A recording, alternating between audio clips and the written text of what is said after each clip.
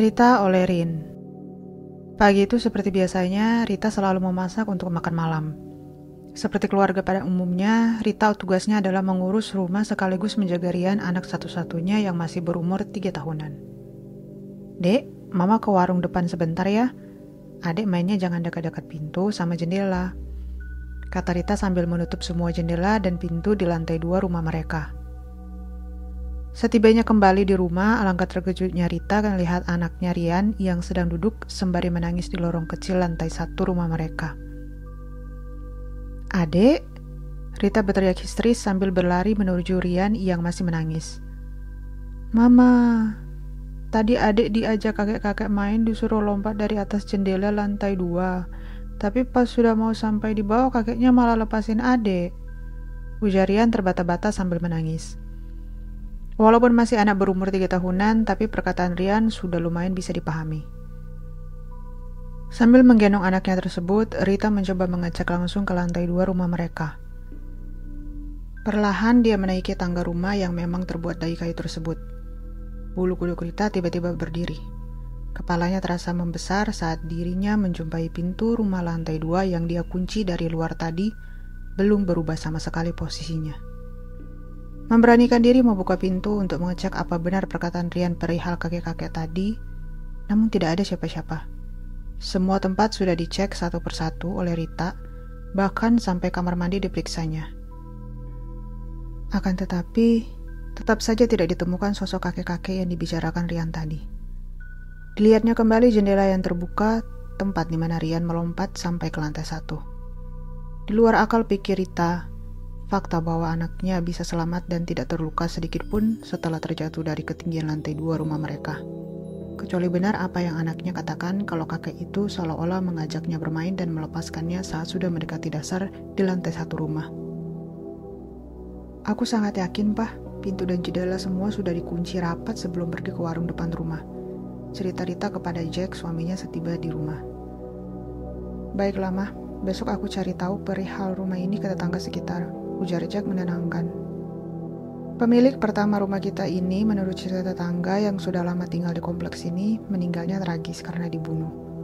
Umurnya menurut cerita mereka kisaran 60 tahunan saat kejadian, ungkap Jack kepada istrinya yang terlihat sangat terkejut mendengar fakta tentang rumah mereka. Setelah kejadian itu, mereka memutuskan untuk memanggil beberapa orang pendeta untuk mendoakan rumah mereka tersebut.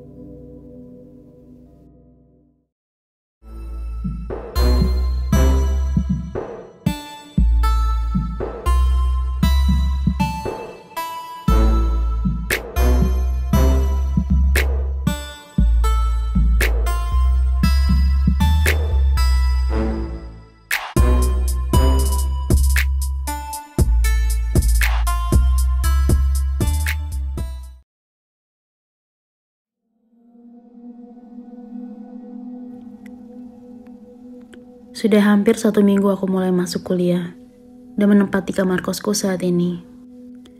Rumah kos 2 lantai dengan 12 kamar ini hanya ditinggali oleh 4 orang penghuni sejak aku pertama pindah. Meski baru seminggu, aku sudah cukup akrab dengan Mas John yang menempati kamar sebelahku. Mas John adalah mahasiswa teknik elektro semester akhir yang sedang menyusun tugas akhirnya. Biasanya pada sore hari sering main ke kamarku dan ngobrol sambil ngopi. Suatu hari saat aku hendak mandi, Chris, si penghuni lain di kamar bawah, pamit. Have, gue pindah ya. Oke, hati-hati bang. Aku melambaikan tangan lalu mandi. Memang kos ini sepi karena sedikit penghuni. Apalagi penghuni kamar bawah yang satu lagi tidak pernah pulang. Bahkan aku belum pernah berkenalan sama sekali dengannya. Berhari-hari berlalu, suatu ketika saat aku pulang kuliah, kulihat ada seorang laki yang tidak kukenal.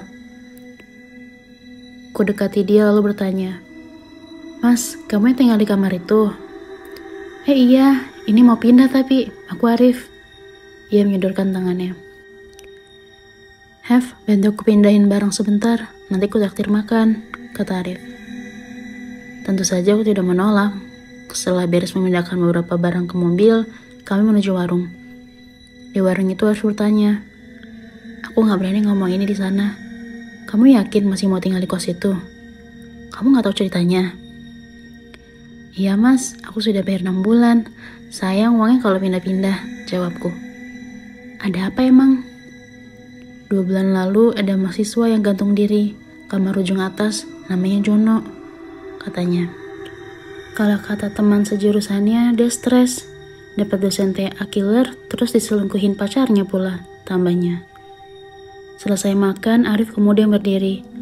Mending cepetan pindah deh, anak-anak lain juga pada pindah gara-gara takut, sering diganggu. Ia kemudian berjalan ke kasir untuk membayar, lalu melambai berpamitan. Kamar ujung. Bukankah itu kamar Mas John? Pikirku dalam hati. Jika kamu adalah mahasiswa yang merantau, mungkin ada baiknya berhati-hati mencari tempat tinggal. Mungkin tanya tetangga atau pemilik rumah yang akan kamu sewa. Pastikan semuanya aman, baik dari sesuatu yang terlihat ataupun tidak.